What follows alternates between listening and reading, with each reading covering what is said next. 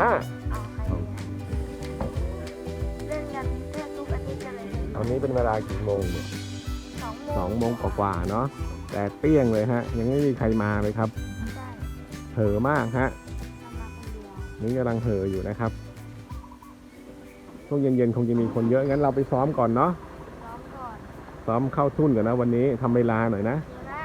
ปิดกล้อง ตอนนี้ก็กัดจะถอยเรือลงอีกแล้วนะครับ มาดูกัน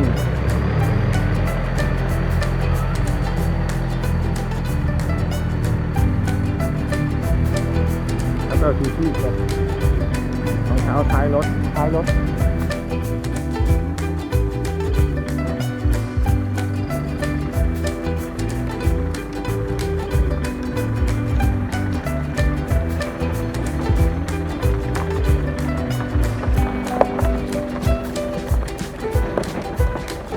น้าแดงเลย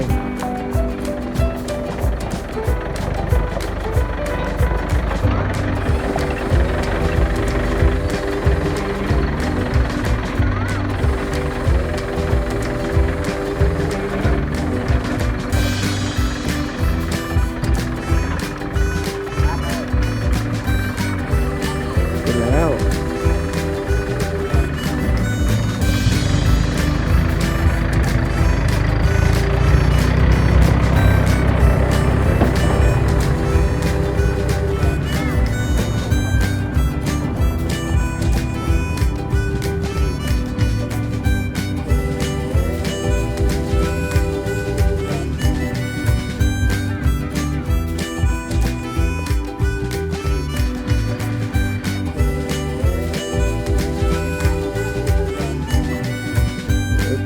ปลาขึ้น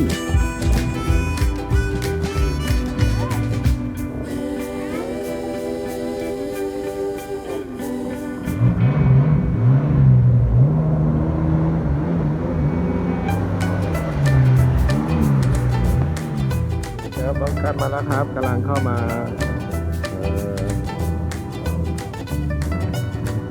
ครับหัวสนามนะครับผม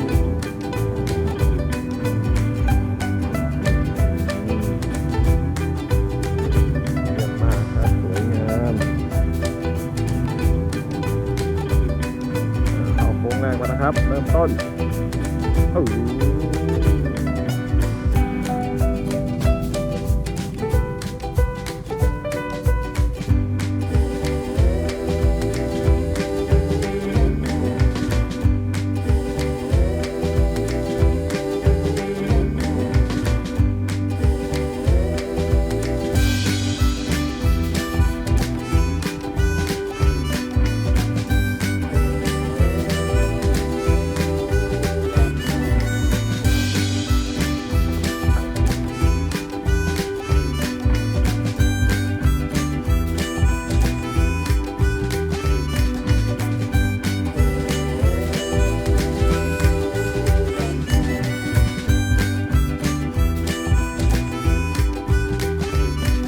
เล่นยาวมาแล้วครับเครื่องไม่สะดุด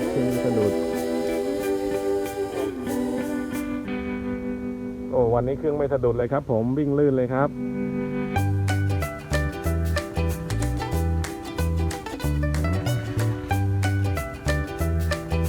โค้งครับ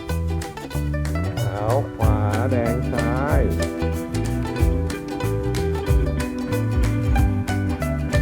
ครบ1 รอบแล้วครับผมยังนิดนึง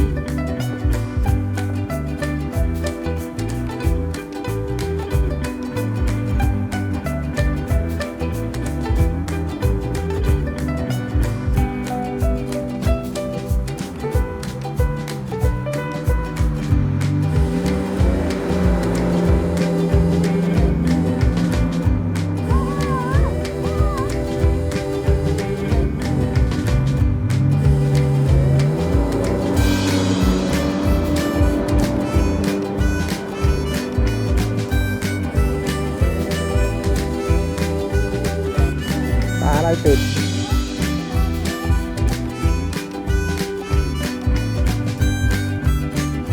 จะไปทำไม่นี่อะไรนะได้ไปทำแดดเดียว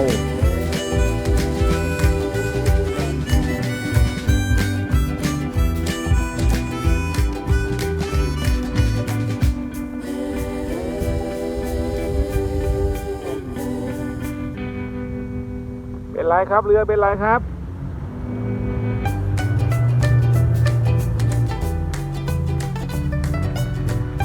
เล่นท่าแล้วครับมายืนข้างเรือนะครับโอ้โห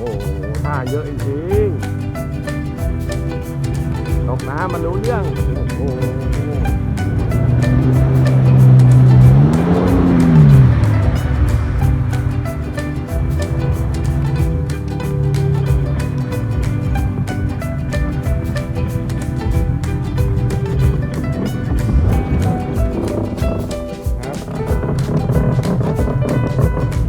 ไปดูทุ่นนะครับเลี้ยวให้ถูกทุ่นนะครับ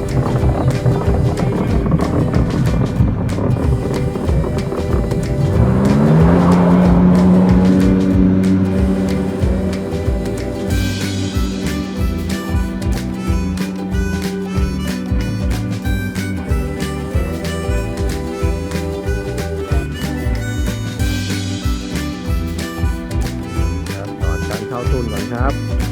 แดงอยู่ฝั่งซ้ายนะครับสลับก่อนเจ็ตสกีนี้ขาวอยู่ฝั่งขวานะครับเวลาเข้านะครับ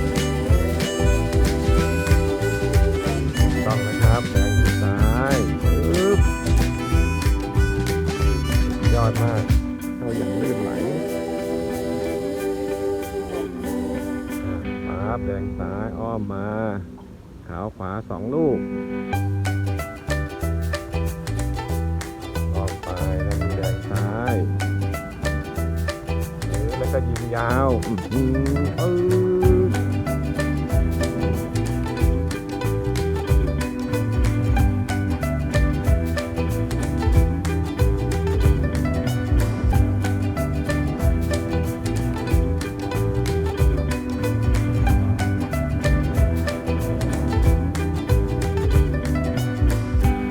กซ้ายขาวขวาครับ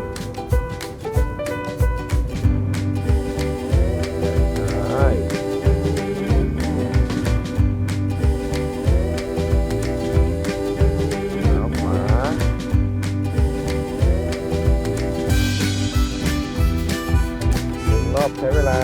1 นาที 50 วินาทีครับผม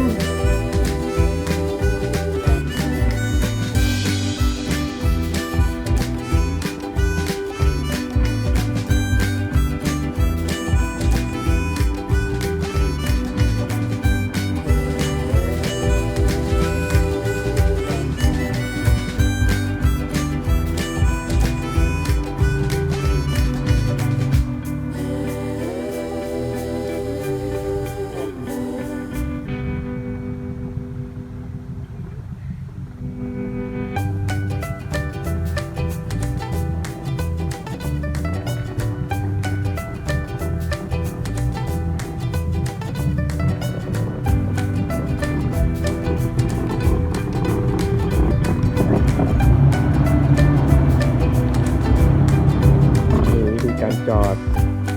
โอ้โหอากาศมันร้อนโดดน้ำก่อนนะครับไปจับปลาเสือต่อ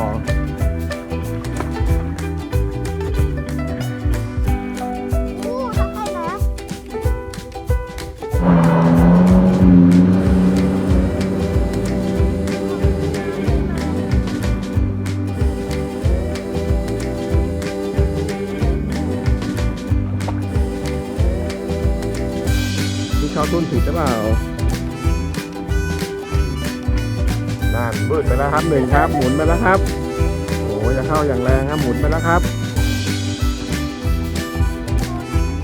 แรงเกินโดนึกว่าเก่งใช่ไหมไม่เหมือนกัส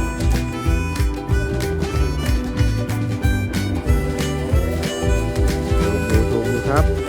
ไม่ถูกแผลฟาวนะครับโอ้โหเลยมาเยอะเลยอ่ะออนนะออนถึงว่าแบบแขกทุ่นมาเยอะไงหรือไม่ชิดทุ่นอ่ะเสียเวลาฮะนะครับไปหัวมุมสุดท้ายแล้วครับผ่านไปแล้ว1 นาทีครับ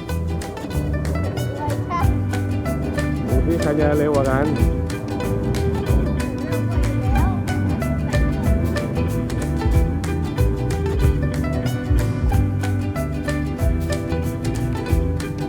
นะครับ1 นาที 20 วิแล้วครับ อ้าวไม่เลี้ยวเข้ามา เ